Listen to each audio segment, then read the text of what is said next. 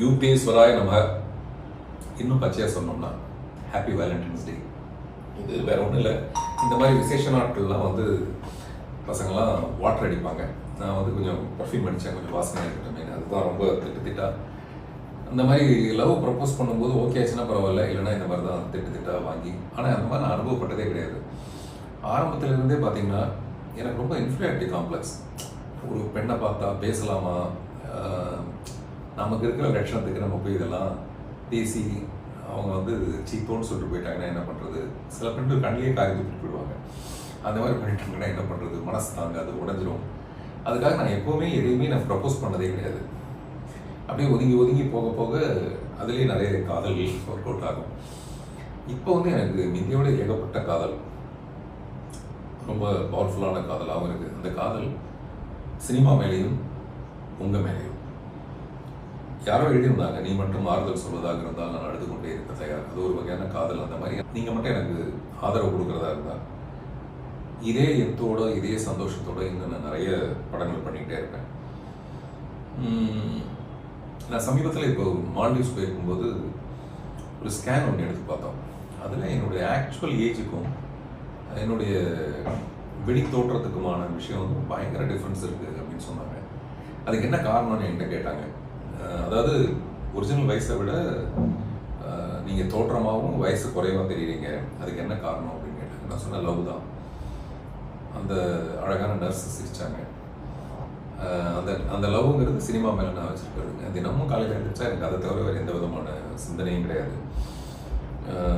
Love லெட்டர்லேருந்து rocket விடுறது வர்றது எல்லாமே சினிமா தான். இப்போ அந்த மாதிரி சமீபத்தில் டீன்ஸோட ஃபஸ்ட் லுக்குக்கு வந்து நல்ல ஒரு பயங்கர மரியாதை. இன்றைக்கி கூட WCC காலேஜில் வந்து அந்த ஃபஸ்ட் லுக்கு நாங்கள் அங்கே ஸ்க்ரீன் பண்ணும்போது அப்படி ஒரு பயங்கர அப்ரிசியேஷன் கிடைச்சிது. அப்புறம் முதல் முறையாக அந்த விஷயத்துக்கு ஒரு வேர்ல்டு புக் ஆஃப் ரெக்கார்ட்ஸ்லேருந்து அதுக்கு ஒரு ரெக்கார்ட் கிடைச்சிது. இதெல்லாமே என்ன மாதிரியான ஆட்களுக்கு இது ஒரு பயங்கர சந்தோஷமாக இருக்குது. ஓடி முடிஞ்சதுக்கப்புறம் கிடைக்கிற கப்பை விட ஓடும்போது கிடைக்கிற கைத்தட்டல் ரொம்ப ரொம்ப முக்கியம். அந்த மாதிரி எனக்கு நம்ம ஒரு படம் எடுத்துகிட்டே இருக்கோம். இந்த ஃபஸ்ட் லுக் ரிலீஸ் ஆன உடனே 2-3 சினிமா மீடியேட்டர்ஸ் வந்து தமிழ்நாடு என்ன விலைக்கு கொடுப்பீங்க அப்படின்னு கேட்டாங்க.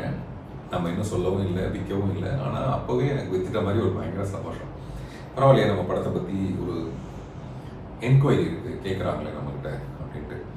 ஸோ அந்த மாதிரி நான் சிறுக ஒரு படத்தை பற்றின விஷயம் இப்போ இன்றைக்கி இருக்கிற இந்த மார்க்கெட்டில் பரபரப்பாக ஓடிட்டு இருக்க பல குதிரைகளுக்கு நடுவில் மிக பெரிய ஆட்கள் நடித்த படங்களே வந்து ரிலீஸ் ஆகிறதுலையும் பிரச்சனை, ரிலீஸ் ஆனதுக்கப்புறம் மக்கள் மத்தியில் இருக்கிற வரவேற்பும் பிரச்சனை. ஆனால் சின்ன படங்கள் நிறைய வந்து அப்படியே கொத்திட்டு போயிடுறாங்க. சின்ன படங்கள் மட்டும்தான் டெஃபினட்டாக இந்த திரையுலகத்தையே காப்பாற்றுற ஒரு விஷயமா இருக்கும். எனக்கு வந்து இந்த டீம்ஸுங்கிற ஒரு படம் முதல் முறையாக இப்படி ஒரு அனுபவம். முதல் முறையான்றது நான் சொல்கிறது, முதல் படத்துலேருந்து புதிய பாதையிலேருந்து பார்த்தீங்கன்னா ஏதோ ஒரு விதமான ஒரு எக்ஸ்பெரிமெண்டல் விஷயம் வந்துடும். புதிய பாதையில் கிட்டத்தட்ட 38 கெட்ட வார்த்தைகள் இருக்குது. UA வந்திருக்கு அந்த படத்துக்கு. அந்த மாதிரி ஒவ்வொரு படத்துக்கும் ஏதோ ஒரு கான்ட்ரவர்ஷியலாகவோ இல்லை ஏதோ ஒன்று இருக்கும். அதோட உச்சமாக இருந்தது இரவினர்கள். நான் நினைக்காத மாதிரி பேரிடிகள், தெருமுனையிலலாம் ஒரு இதுதான் ஸ்ட்ரீட் லைட்டுன்னு நின்னோம்னா அது இடியாக வந்து தலையில் விடும். அப்பா இப்படி ஒன்று விழுதே நினைப்போம். ஸோ அந்த மாதிரி நிறைய எதிர்மறையான விமர்சனங்கள் வரும். அப்போ நான் திடமாக முடிவு பண்ணேன், இந்த படம் குழந்தைகளோட குடும்பத்தோடு பார்க்குற ஒரு ஹாப்பியான ஒரு படமாக இருக்கணும். அப்புறம் எல்லாரும் கூட்டமாக திரையரங்குக்கு வரணும். அந்த படம் என்னவாக இருக்கும் அப்படின்னு யோசிச்சதில் இந்த படம். டீன்ஸுங்கிறது ஒரு 13 வயது குழந்தைங்க. We are not kids anymore, okay அப்படின்னு சொல்கிற ஆசையும் மீசையும் முளைச்ச இந்த பசங்களுக்கு வந்து என்னென்னா அப்பா அம்மாவை ப்ராக்ரஸ் போட்டு போய் பார்த்துருதுங்க. அப்பா அம்மா ரொம்ப கம்மியாக தான் வாங்கியிருக்காங்க, ஆனால் நம்மள நிறைய படிக்க சொல்கிறாங்க. டீச்சர் வந்து நம்மளுடைய மெச்சூரிட்டிக்கு தகுந்த மாதிரி கேள்வி கேட்க மாட்டேங்கிறாங்க, பழைய சிலபஸ்லேயே இருக்காங்க. நமக்கு இருக்கிற அறிவை யாருமே மதிக்க மாட்டேங்கிறாங்க. ஸோ நம்ம வந்து அவங்களுக்கு ஏதாவது ஒன்று டீச் பண்ணணும் அப்படின்னு சொல்லிட்டு அந்த வயசில் அது அப்படி தான் தோணும். அந்த மாதிரி குழந்தைங்களுடைய ஒரு ட்ரிப், ஒரு ட்ராவலிங் தான் வந்து இந்த படம். அந்த ட்ராவல் வந்து எவ்வளோ அட்வென்ச்சரஸாக இருக்குது. பேரண்ட்ஸோட குழந்தைங்க வந்து படம் பார்க்க போகும்போது பேரண்ட்ஸ் வந்து இதுக்கு தான் நான் சொன்னேன் கேட்டியா அப்படின்னு சொல்கிறதாகவும், குழந்தைங்க ஆரம்பத்தில் கொஞ்சம் அப்படியே என்னடா அது நம்ம தெரியாமல் ஓடி வந்துட்டோமே அப்படின்னு நினச்சாலும் கடைசியில் வந்து அவங்கள ஒரு ஹீரோவாகவே காட்டுறாங்க இந்த படத்தில். ஸோ எதுக்கு சொல்ல வந்தேன், படம் பூராவுமே குடும்பமே அப்படியே ஒன்றி போய் பார்க்குறதுக்கான ஒரு படமாக, அதே நேரத்தில் வழக்கம் போல் என்னுடைய டச்சஸ் அதில் இருக்கும். சும்மா நார்மலாக சராசரியாக நான் ஒரு படம் எடுக்க மாட்டேன். இந்த படம் வந்து ரொம்ப பெரிய த்ரில்லராக இருக்கும். அது என்ன மாதிரி த்ரில்லருங்கிறது இப்போ ஃபர்ஸ்ட் லுக் பார்த்தவங்களுக்கு ஓரளவுக்கு தெரியும். ஸோ நான் இந்த படத்தை பற்றி நிறைய பேசுகிறதுக்கு பதிலாக என்னுடைய படத்தில் நடிக்கிற 13 குழந்தைங்க, அவங்க தான் ஹீரோ ஹீரோயின் எல்லாமே அவங்க தான். பொதுவாக குழந்தைங்க படங்கிறது வந்து மைடியர் குட்டிச்சாத்தான் வந்து கிட்டத்தட்ட 40 வருஷம் ஆச்சு. அது முழுமையான ஒரு குழந்தைங்க படம். அதுக்கப்புறம் எந்த படம் வந்தாலும் அதில் பெரியவங்களும் இருப்பாங்க, குழந்தைங்களும் இருப்பாங்க.